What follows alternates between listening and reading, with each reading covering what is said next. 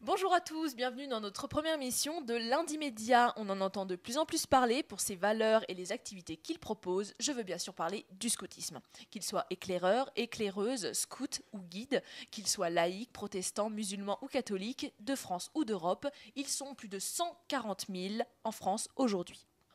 On compte 9 associations agréées par l'État, reconnues comme mouvement scoutisme, sans parler bien entendu des autres associations qui se revendiquent en tant que telles. Créé en 1907 par Baden-Powell, il arrivera en France qu'à partir de 1911. Nous sommes avec Cédric Lafont, donc bonjour Cédric. Bonjour. Présentez-vous un peu, parlez-nous un peu de vous. Donc, je m'appelle Cédric, j'ai 23 ans, je suis responsable aux éclaireuses éclaireurs de France depuis maintenant 5 ans, où j'encadre plusieurs groupes de jeunes. À la base, le scoutisme était un mouvement réservé aux garçons. Cédric Lafont, comment s'est-il ouvert à la mixité ? Donc il s'est ouvert rapidement aux filles, mais les activités restaient séparées, les garçons d'un côté et les filles de l'autre. Ensuite aux éclaireurs de France, le mouvement s'est ouvert aux filles après la Seconde Guerre mondiale. Puis les deux mouvements, le mouvement de garçons et le mouvement de filles, ont fusionné dans les années 60, et depuis le mouvement est entièrement mixte. Mais justement, comment peut-on s'inscrire ? À partir de quel âge ? Ce sont des questions auxquelles Alexandre Festaz va répondre dans la chronique du jour.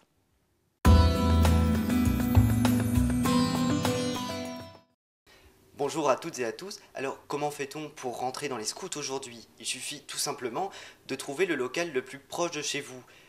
Pour les abonnements et les adhésions, comptez pour un enfant environ 63 € défiscalisés par an. Si vous avez plusieurs enfants inscrits, comptez 34 €. Et enfin, si vous habitez dans les dom-toms ou à l'étranger, comptez 17 €. En fonction de l'âge, quels sont les groupes que votre enfant peut intégrer ? De 6 à 8 ans, les Farfadets, un groupe d'une dizaine d'enfants, participent à des activités qui leur permettent de connaître les valeurs du scoutisme et d'apprendre à se connaître. De 8 à 11 ans, les Louveteaux et Jeannette participent à des jeux, des activités manuelles, des camps et des week-ends. À partir de 11 ans et jusqu'à leurs 14 ans, les scouts guides articulent leurs activités autour de 8 thèmes comme le respect de l'environnement, le sport et la santé. De 14 ans à 17 ans, les pionniers Caravelle sont amenés à se lancer dans des projets un peu plus ambitieux, comme réaliser des vidéos thématiques ou aller à la rencontre des scouts à l'international. Et enfin, de 17 à 20 ans, les compagnons, ceux que l'on retrouve habituellement en période de Noël dans nos centres commerciaux pour emballer nos cadeaux, sont tournés sur des projets de solidarité en France et à l'étranger. Alors, au-delà de 20 ans, il est toujours possible de garder un lien avec le scoutisme pour les adultes et de devenir chef ou cheftaine pour les plus nostalgiques. Enfin, quelle est la différence entre les scouts d'Europe et de France ? Eh bien, depuis 1958, les scouts de France ont décidé d'adopter une réglementation plus souple, avec des uniformes moins compliqués, et surtout, il n'est pas obligatoire d'être catholique pour entrer dans les scouts de France. De plus, leurs projets à l'international sont beaucoup plus importants. Donc vendredi, c'était la journée internationale du scoutisme et donc pour l'occasion, samedi, Cédric, vous avez organisé avec d'autres groupes un rassemblement avec d'autres jeunes. Tout de suite, nous regardons le reportage. Samedi 22 février, de petits groupes d'éclaireurs se sont réunis. Tech, frisbee et papotage étaient organisés, occasion de célébrer le scoutisme créé il y a 107 ans. On est rassemblés ici au Parc à la Tête d'Or aujourd'hui avec des groupes de scouts de France pour la journée mondiale du scoutisme, donc qui célèbre la naissance de celui qui a créé le scoutisme, Robert Baden-Powell, et de sa femme. Et donc on a voulu aujourd'hui faire en sorte que les jeunes puissent se rencontrer pour voir qu'ils n'étaient pas seuls à vivre le scoutisme et qu'il y avait d'autres gens dans d'autres groupes, dans d'autres associations et avec d'autres manières de voir les choses. Chez les éclaireurs et éclaireuses de France, on compte 4000 cadres éducatifs. La plupart anciens scouts eux-mêmes, ils ont repris le flambeau de leurs aînés. Ils encadrent 35 000 jeunes aujourd'hui, un chiffre qui continue d'augmenter. Alors depuis quelques années, on a plus en plus de demandes parce que le scoutisme, c'est aussi un retour à la nature, à des valeurs qui sont de plus en plus mises en avant dans la société, comme l'éco-citoyenneté, la solidarité, la notion de vivre en société.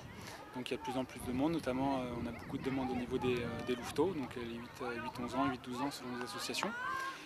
Et Mais aujourd'hui, la difficulté, c'est surtout de recruter des responsables pour encadrer les jeunes, parce que c'est que du bénévolat, donc c'est aujourd'hui la difficulté qu'on a.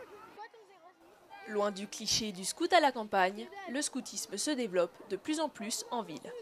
Une nouvelle valeur a alors vu le jour, l'autonomie citadine chez les jeunes. Alors je pense que être scout en ville, c'est plutôt une force, une richesse, parce que du coup, on n'est pas que dans la nature non plus. Apprendre à découvrir son environnement, c'est aussi apprendre aux jeunes à se déplacer dans la ville, à prendre le bus, à prendre le métro, à être autonome pour se déplacer dans la vie de tous les jours. Ce qui nous empêche pas aussi à Lyon d'accéder rapidement à la campagne, à la forêt, à un peu tout ce qu'on veut, avec les lignes de bus qu'on peut avoir, ou même au Parc la Tête d'Or, où comme vous voyez là, on a un bel espace pour pouvoir jouer en plein air. Malgré sa naissance il y a plus d'un siècle, le scoutisme a su s'adapter et se moderniser. Aujourd'hui, alliant mixité, autonomie et jeu, il n'est pas prêt de cesser d'exister.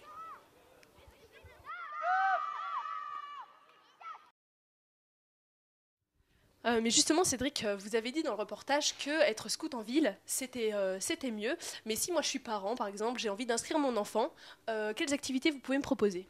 Alors en ville, comme à la campagne, on peut faire des jeux de piste, on peut apprendre aux enfants à lire un plan, à lire une carte, un plan de métro, pour qu'ils apprennent à se repérer, qu'ils apprennent à évoluer dans la vie de tous les jours. On peut aussi les envoyer faire des interviews, rencontrer des gens, mais aussi en ville, on peut aussi leur montrer qu'on peut aller à la campagne et rapidement se retrouver dans la forêt, au bord d'une rivière, et arriver à trouver des coins calmes. Et même à l'intérieur de la ville, on peut arriver à trouver des parcs pour pouvoir jouer, pour pouvoir se découvrir.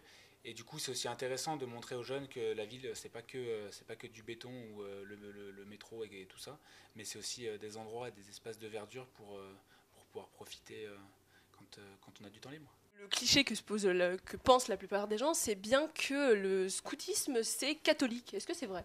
Alors non, c'est faux. Il y a beaucoup de scouts catholiques en France aujourd'hui, mais il y a aussi des scouts, des éclaireurs laïcs, protestants, juifs ou musulmans. Donc moi je suis dans une association d'éclaireurs laïcs. Dans nos statuts, c'est inscrit que nous sommes laïcs comme l'école publique. Donc on accueille tout le monde sans distinction. Et donc Cédric, quel est le prochain gros événement qui est sur le calendrier? Nous, aux Éclaireurs de France, on a une grosse journée prévue fin mai où on va retrouver tous les gens de la région au parc de la Fessine pour une journée tous ensemble. Et ensuite, l'événement qui ponctue l'année d'un groupe d'éclaireurs ou de scouts, c'est évidemment le camp d'été qui se déroule en juillet ou en août selon les groupes et qui permet de tous se retrouver. Donc vous aussi, si vous avez envie de nous retrouver, n'hésitez pas à nous rejoindre pour le camp ou même avant pour découvrir le scoutisme. Merci Cédric. Donc merci à toutes et à tous, merci à Alexandre pour sa chronique et on vous retrouve la semaine prochaine pour une nouvelle émission.